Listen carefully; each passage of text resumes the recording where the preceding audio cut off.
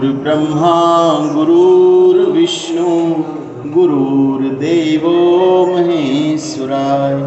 गुरुर्साक्षात् परब्रह्म है, तस्मै श्री गुरुवे नमः।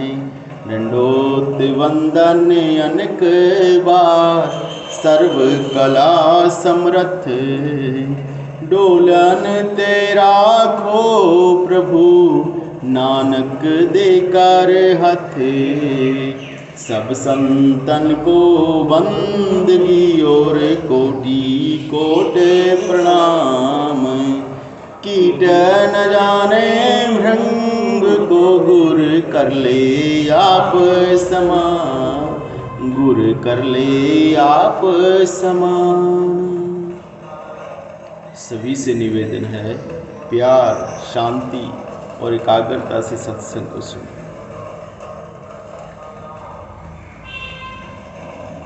जो कुछ इस जीव को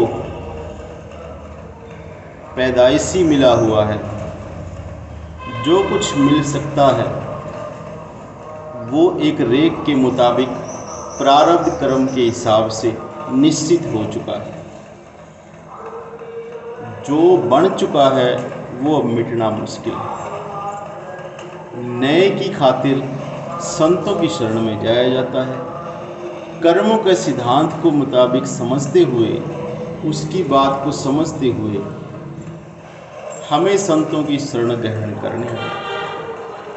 लेकिन संतों की शरण का मतलब ये नहीं है कि आपके शारीरिक और मानसिक और आदि व्याधि जो चीज़ें हैं, जो आपके प्रारब्ध कर्म में लिखी है, उसका निवारण होना जरूरी है। क्योंकि संत मास्टर किस चीज़ के हैं?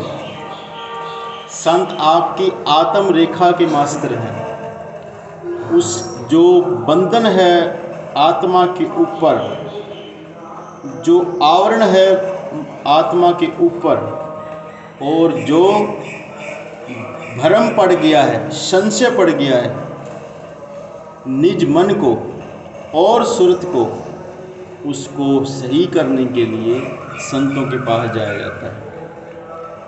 मेरे संसारिक काम हो जाए, मेरा धन से संबंधित कोई प्रॉब्लम सोल्व हो जाए, मेरी शरीर से संबंधित कोई प्रॉब्लम सोल्व हो जाए, या अन्य कोई और बात ठीक हो जाए, इसके लिए संतों का दरबार एकमात्र सिर्फ सत्संग के लिए खुला रहता है।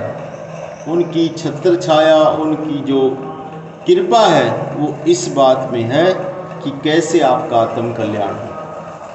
आत्मा के कल्याण की बात वो सोचता है जिसे मन की शांति मिल गई है।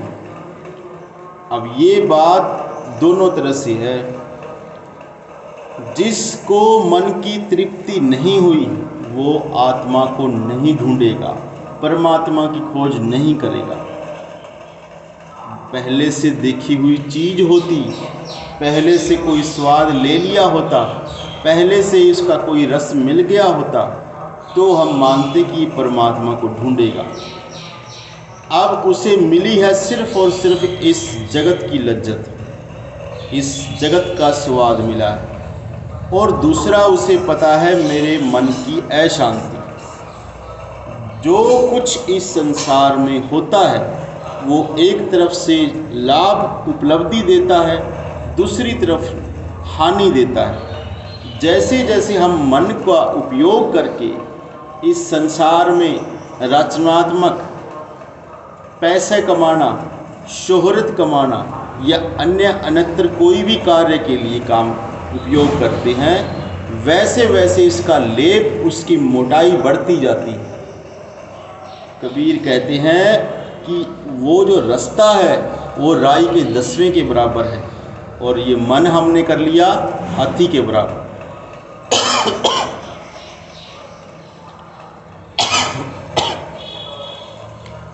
तो अगर उस छोटे से शाहरग से निकलने की अगर हमें तैयारी करनी है, तो इस मन की जो लेप है, उसकी जो मोटाई है, उसको कम करना ही पड़ेगा। संतों के पास जाया जाता है निमन होके, उनकी शरण ग्रहण करके, दीनता हासिल करके। बेशक संत सब जानते होते हैं, फिर भी वो चाहते हैं कि तुम अपने आप कुछ कहो। संत न भूखा तेरे धन का, उस पे धन है भक्ति नाम का। संतों के पास किसी चीज़ की कमी नहीं है। जिनके परमात्मा साथी हो, जिसका संबंध उस परमात्मा से, उस अकाल पुरुष से हो, उस दयाल से हो, तो क्या तुम्हें लगता है कि वो तुम्हारे धन के भूखे होंगे, तुम्हारे नाम की, तुम्हारी इज्जतों के भूखे होंगे? नहीं। संतों ने आज तक जो कुछ किया है केवल करुणा और दयावश किया है। जो कुछ भी हमें संतों से मिलना है वो दीनता और शरणागति से मिलना है। तो पहली बात ये कि सबसे प्रथम तो ये रखें कि संतों के पास जाए तो केवल आत्म कल्याण के लिए जाए, केवल इसलिए जाए कि कैसे मेरा मन शांत हो, कैसे मुझे तृप्ति मिले,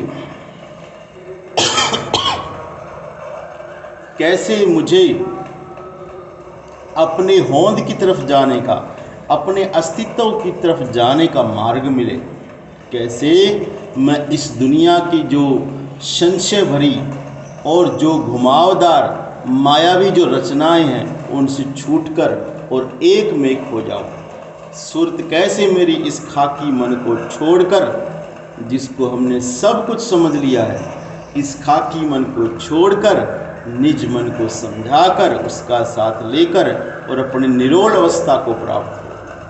कैसे हम जाने कि आखिर असल में सुरत का असली स्वरूप क्या है। कैसे हम जाने कि आत्मदेव किसे कहते हैं। कैसे हम जाने कि रास्ता सहारग में है, क्या सच में है, कैसे जाने। ये पूछो संतों से जाकर कि कैसे हम उन संतों या भक्तों या गुरुमुखों की तरह ज़्यादा 5-5 घंटे 10-10 घंटे आसन लगाएं। कैसे हम उन संतों की तरह अपने दिल में बैराग पैदा करें और ऐसा रंग लग जाए कि छूटे नहीं। कैसे, ये पूछो संतों से जाकर कि कैसे हम वैराग में, विरह में अपनी नींद और अपने आलस पर विजय पालें। कैसे हम इस दुनिया की जो फसावदार लज्जतें हैं उनसे छुटकारा पाकर और शरणागति को ग्रहण कर लें। संतों से ये बात पूछें, संतों से ये पूछें कि क्या हमें आज की जो इस माया नगरी में थोड़ा बहुत रूहानी पदार्थ, थोड़ी सी शांति मिलेगी। रोज सत्संग में जाने से अच्छा है ये पूछे कि कैसे, जहां मैं पहुंचा हूं उससे आगे कैसे जाऊंगा। संतों के पास जाने का एकमात्र लक्ष्य होना चाहिए कि मेरा आत्म कल्याण हो। दूसरी बात, इससे भी बड़ा, संतों के पास उनके प्यार के लिए जाएं। वैसे तो प्रेमी को उच्च और उच्चतर समझा गया है, वो साधकों से भी ऊंचा है, क्योंकि जिनको संतों से आंतरिक प्रेम है, दिल की गहराई से प्यार है, उसे कुछ करने की जरूरत नहीं पड़ती। सच्ची बात है ये।